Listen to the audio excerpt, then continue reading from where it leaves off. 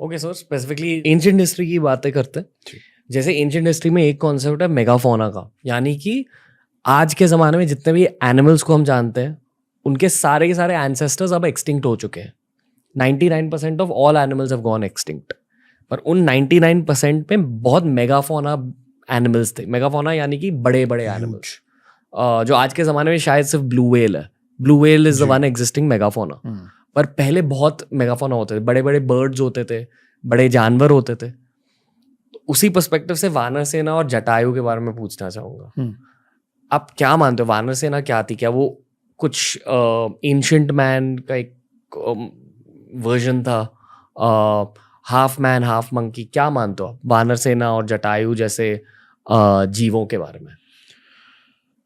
देखिए, ये बात एकदम सच है। ये मिथ नहीं है, ये हिस्टोरिकल साइंस है। इसके एविडेंसेस हैं कि बहुत बड़े बड़े एनिमल्स होते थे जी। मैमथ सच में थे, जो हाथी से 3। तो अगर ये बोला गया है कि इंद्र एक हाथी पे चलते थे जिसका नाम ऐरावत था, जिसके 3 सर थे, वो वाइट एलिफेंट था और वो बहुत पावरफुल था। तो मैमथ उसके बहुत बाद के जो हमको प्रूफ्स मिलते हैं, क्योंकि जब आप ऐरावत की बात कर रहे हैं तो आप मैमथ से भी पहले की बात कर रहे हैं। तो हर चीज अब समय के साथ डिटोरिएट हो रहा है। हम लोगों की एज डिटोरिएट हो रही है, हमारी हाइट डिटोरिएट हो रही है। वो भी तो डिटोरिएट होते होते वहां पहुंचे होंगे जहां वो अब हैं। तो ये आज जो हम हाथी देखते हैं, वो हाथी शुरू से ऐसा नहीं रहा होगा। वो हाथी बड़ा रहा होगा। आज जो हम शेर देखते हैं, उसके पहले सेबर टूथ होते थे जी। और ये historically with the evidence proven है। तो अगर शेर की जगह सेबर टूथ हो सकते हैं और हाथी की जगह मैमथ और ऐरावत हो सकते हैं, तो फिर बाकी सब क्यों नहीं हो सकते हैं? इसका जवाब कोई नहीं दे पाएगा। मतलब I am talking in favour of कि हाँ थे जी, कि वानर सेना, बंदर तो आज भी नकल करते हैं। आप जो करेंगे, हमारे बचपन में कहानियां है कि वो नकल करते थे। तो वो कहीं ना कहीं they are the closest to human form. तो ऐसा देखिए, हर कोई इवॉल्व हो जरूरी नहीं है। 2 4 6 बच्चों को आप एक साथ बड़ा कीजिए, वो सब अलग अलग लोग बनेंगे। तो हो सकता है कि ये एक स्पीशी थी। आप जब हम हनुमान चालीसा पढ़ते हैं, तो हनुमान चालीसा में जो शुरुआती लाइन है, तिहु लोक उजागर के पहले, जय हनुमान ज्ञान गुण सागर जय कपि। कपि जो है ना, हनुमान चालीसा में जो शब्द है, ये कपि उस क्लैन का नाम था जिस क्लैन का एक हिस्सा थे हनुमान। पूरी जो वानर सेना, जो पूरे वानर हैं, उनके जैसे हमको होमो सेपियंस बोलते हैं, हम ह्यूमंस हैं, वैसे उनके क्लैन का नाम था प्रॉपर कपि।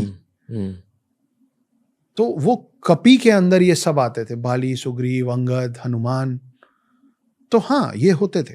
कहीं कहीं पे आपका बिलीफ सिस्टम बढ़ाने के लिए ज़रूरी हो जाता है कि उसको थोड़ा सा लार्जर देन लाइफ बनाना पड़ता है। रामायण के बाद क्या हुआ हनुमान जी के साथ? हनुमान जी उन 7 चिरंजीवियों में से एक हैं जिनको वो राम के साथ जाना चाहते थे। पर वो पहले से चिरंजीवी थे, यानी कि पैदाइशी चिरंजीवी थे, या उन्हें कुछ वरदान मिला? उनको बहुत सारे वरदान मिले। ओके। जैसे आप हनुमान चालीसा में ही आगे जाते हैं, तो हनुमान जी जब बाल रूप में थे, तो उनको लगा कि सूरज जो है वो फल है, वो उड़ गए उसको खाने। और शक्तिशाली तो बहुत थे, वायुपुत्र थे, शिव अवतार थे, तो शक्ति तो अथाह थी। जब वो उड़े खाने के लिए, ये इंटरेस्टिंग बात है कि आप हमारे हनुमान चालीसा में जो डिस्टेंस लिखा अर्थ और सन का, it is very very close to the real distance between earth and sun. और हम हनुमान चालीसा कब से पढ़ रहे हैं? तो हनुमान उड़े उसको खाने के लिए, और उनको रोकने के लिए इंद्र ने अपना सबसे स्ट्रांग वेपन, अपना सबसे स्ट्रांग अस्त्र चलाया, उसको वज्र कहते हैं। वो एक दूसरे ऋषि थे दधीची करके, उनके बोन से बना हुआ है, एक दूसरे राक्षस को मारने के लिए, वो टूट ही नहीं सकता। आप ये समझ लीजिए कि कैप्टन अमेरिका का टाइटेनियम वाला शील्ड है वो, कि it can not be broken. उससे हनुमान पे हमला कर दिया ये, और हनुमान के चेहरे पे चोट लगी और वो मूर्छित होकर नीचे गिर गए।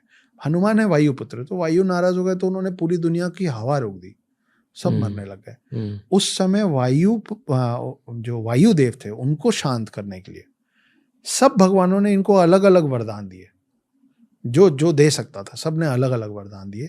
उन सब वरदानों का मिलके, और ब्रह्मा जी आए, और ब्रह्मा जी ने बोला कि तुम अमर रहोगे। तो अगर वायु को इतनी तकलीफ हो रही है तुम्हारे जाने से, कभी नहीं जाओगे। लेकिन साथ में वो छोटे थे तो उनको समझ नहीं थी सही और गलत की, इसलिए साथ में ये भी दिया गया कि तुम अभी भूल जाओगे सब कुछ, तुमको याद तब आएगा जब राम आएंगे। राम से मिलके तुमको याद, तुम्हारी शक्तियां सारी याद आएंगी, उसके पहले तुम अपनी शक्तियां यूज नहीं कर पाओ। फिर राम आए, उनको पूरी याद दिलाया गया। उनका पर्पस, राम के साथ जो उनका पर्पस था वो था रावण को हराना। लेकिन और वहां राम का पर्पस खत्म होता है, जो पीस लाना था या जो बैलेंस लाना था वर्ल्ड में, अर्थ में, वो विष्णु के अवतार राम का काम वही था, वो करके रामराज जमा कर। लेकिन हनुमान जी का जो पर्पस है वो एक नहीं है। हनुमान जी के बहुत सारे पर्पस हैं। हनुमान जी एक बार शिव जी से भी लड़े हैं। हनुमान जी गरुड़ जो है विष्णु जी का वाहन, उसको रेस में हरा के उसका भी घमंड तोड़े हैं।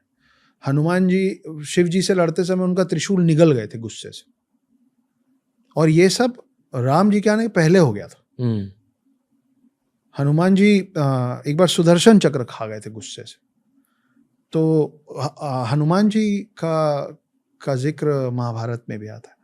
तो ये एक बड़ा इंटरेस्टिंग सा, एक और कम लोगों को पता है कि कृष्ण और अर्जुन गए थे हनुमान जी के पास। हनुमान जी, हमको वो वाली कहानी मालूम है महाभारत की, जब भीम से जंगल में मिले। हाँ, तो उनकी कई सिद्धियों में से हनुमान जी की सिद्धि थी कि वो जब चाहे अपना वजन इतना बढ़ा लें और जब चाहे जितना घटा लें, तो वो पूंछ नहीं उठा पाए, ये तो मालूम है।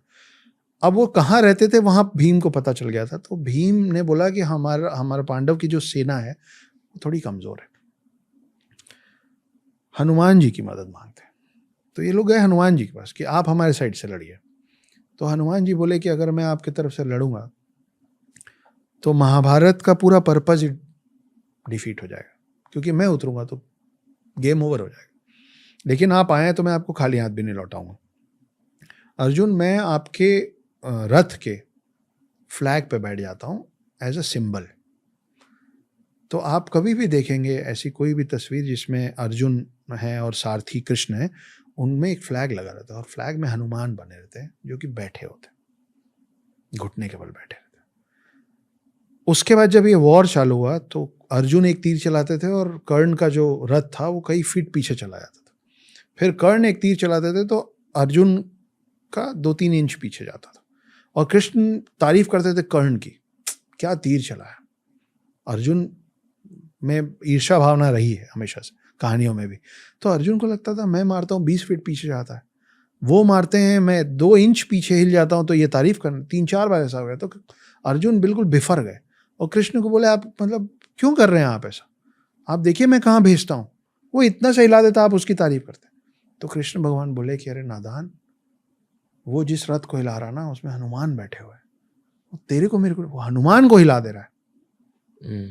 तो तू सोच कि अगर हनुमान नहीं होते तो कहाँ जाता तू। तो हनुमान वहां भी रहे हैं। तो और हनुमान की गाथा तो कल्कि के साथ खत्म होगी। हनुमान तो जब कली और कल्कि का युद्ध होगा तब फिर आएंगे। तो ये सातों चिरंजीवियों का पूरा जो मिशन है, जो पर्पस है, वहां खत्म